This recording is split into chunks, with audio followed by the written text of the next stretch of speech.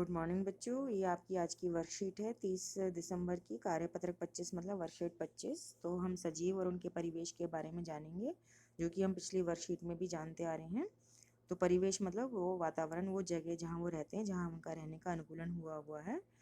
तो जीवों की विशेषताओं के बारे में वैसे तो हम जानते हैं कि जीव वृद्धि करते हैं, सांस लेते हैं, प्रजनन करते हैं और भोजन भी करते हैं। तो क्या भोजन सभी की आवश्यकता है? हाँ बेटा, सजीवों को उसके अंदर होने वाले जैव प्रक्रमों के लिए ऊर्जा की आवश्यकता है, जिसके लिए भोजन ज़रूरी है। तो जैव प्रक्रम है वृद्धि होना। तो भोजन जो है वृद्धि करने में सहायता करता है। पौधे भी वृद्धि के लिए अपना भोजन प्रकाश संश्लेषण प्रक्रिया द्वारा करते हैं।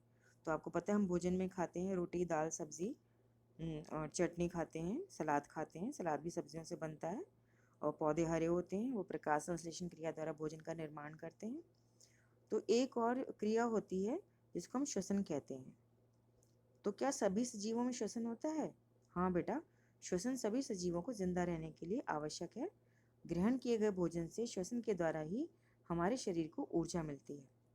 कुछ जंतुओं में गैस आदान प्रदान करने का तरीका भिन्न होता है। गैस आदान प्रदान करने का मतलब है कि जो गैस चाहिए वो हम रखें, जो नहीं चाहिए वो बाहर निकाल दें। लेकिन हम छांट छांट के गैस नहीं ले सकते। तो हम हवा के द्वारा ही गैसों का आदान प्रदान करते हैं कि हवा को हम शरीर के अंदर खींचते हैं नाक के द्वारा, और नाक के द्वारा ही हवा को बाहर निकालते हैं। लेकिन उसके अंदर क्या होता है वो क्रिया अलग है, तो हम बाद में बताएंगे आपको, ठीक है। तो जैसे जो केंचुआ है वो त्वचा द्वारा सांस लेता है। तो सांस लेना किसके लिए बोला गया बेटा? कि जो हम हवा नाक के द्वारा अंदर लेते हैं और नाक के द्वारा हवा बाहर छोड़ते हैं, उस क्रिया को सांस लेना कहते हैं। तो केंचुआ भी सांस लेता है। अब केंचुआ के जो नाक, आँख वगैरह नहीं होती है, तो वो त्वचा के द्वारा सांस लेता है। त्वचा उसकी गीली गीली होती है, आपने देखा ना बरसातों में केंचुए निकलते हैं तो वो गीले गीले चिपचिपे होते हैं, ठीक है। जो मछली होती है वो गिल्स की सहायता से जल में घुली ऑक्सीजन को अवशोषित कर लेती है। तो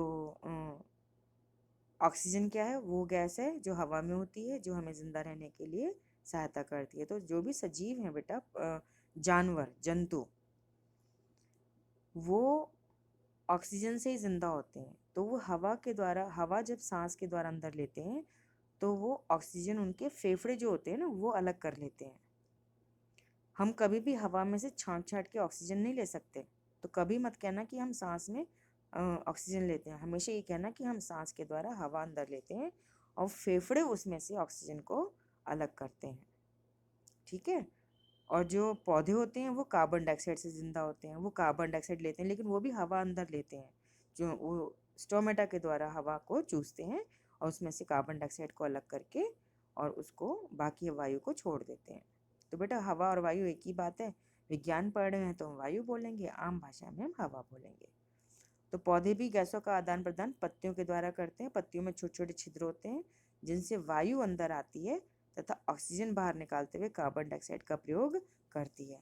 तो पौधे भी वायु बाहर छोड़ते हैं, लेकिन उसमें ऑक्सीजन की मात्रा ज़्यादा होती है। तो श्वसन और सांस लेने की प्रक्रिया में क्या अंतर होता है? तो सांस लेने की प्रक्रिया कोशिकाओं और पर्यावरण के बीच गैसों के सांस लेने और छोड़ने की एक जैविक प्रक्रिया है। और श्वसन जो है एक रासायनिक प्रक्रिया है जो कोशिका के भीतर होती है। तो श्वसन में बेटा ऊर्जा निकलती है, इसमें हमें ऊर्जा निकलती है, ठीक है, ध्यान रखेंगे। श्वसन क्रिया में सांस लेना तो सिर्फ वायु को अंदर लेना और छोड़ना है। तो अब आपके एक और बात है कि सजीवों में वृद्धि होती है। हाँ होती है। सभी सजीव दिन प्रतिदिन वृद्धि, सजीवों में दिन प्रतिदिन वृद्धि होती है। वृद्धि के रूप में सजीवों के आकार में बदलाव आता है। जैसे हम बीज को बोते हैं, धीरे धीरे बीज में जड़ निकलती है, एक पत्ती निकलती है, फिर वो दो पत्ती बनती है, फिर वो चार पत्ती बनती हैं। और जड़ आप देखिए कितनी फैलती जा रही है इसकी, ठीक है। ये तो आपने देखा ही होगा, आप गाँव जाते हो खेतों में देखा ही है आपने।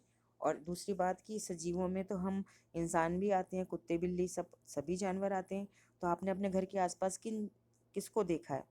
जैसे आपके घर के आसपास कोई बच्चे का जन्म होता है ना, तो वो बच्चा धीरे धीरे बड़ा होता है, फिर चलने लगता है। आप अपने घर में भी देख लो, ऐसी जो कुत्ता होता है, कुतिया होती है, उनके जब बच्चे होते हैं, पिल्ले होते हैं, वो धीरे धीरे बड़े होकर कुतिया बन जाते हैं।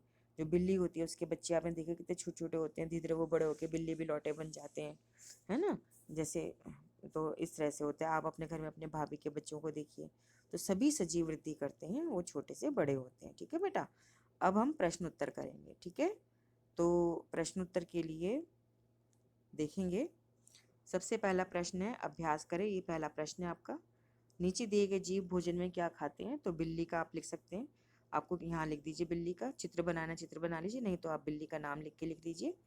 तो बिल्ली चूहा खाती है, रोटी भी खा लेती है, दूध भी पी लेती है ना। जो चींटी होती है वो क्या खाती है? चींटी चीनी खाती है, अनाज खाती है, आटा खाती है, सूजी खाती है। हिरण होता है क्या खाता है? घास खाता है, पत्ते खाता है। ठीक है, अब आपका ये दूसरा प्रश्न है, किन्हीं 5 चीज़ों के नाम लिखें जिनमें वृद्धि नहीं होती। तो जिसमें वृद्धि नहीं होती वो तो निर्जीव हो गए ना बेटा। तो निर्जीव में आप लिख दीजिए पत्थर, मिट्टी, चट्टान, कांच का ग्लास, कटोरी, कपड़े, पेंसिल, कुछ भी लिख सकते हैं हम। 5 चीज़ों के नाम लिखने, है ना। और प्लास्टिक की थैली हो गया, मोबाइल हो गया, टीवी हो गया, फ्रिज हो गया, कुछ भी लिख सकते हैं। तो बेटा ये अब आपका ये तीसरा प्रश्न है कि सांस लेना एक डैश प्रक्रिया है जबकि श्वसन एक डैश प्रक्रिया है। तो बेटा सांस लेना एक, यहाँ से देख लेंगे, जैविक प्रक्रिया है, ये भर देंगे यहाँ पे। और श्वसन कौन सी एक रासायनिक प्रक्रिया है, तो ये यहाँ से भर देंगे। ठीक है, तीसरे में। और बेटा ये सब काम करने के लिए आपको अपना स्वस्थ रहना, स्वास्थ्य को ध्यान रहना है। स्वस्थ रहने के लिए हमें कोविड-19 के विरुद्ध लड़ाई में सुरक्षित रहने के लिए मास्क पहनना है।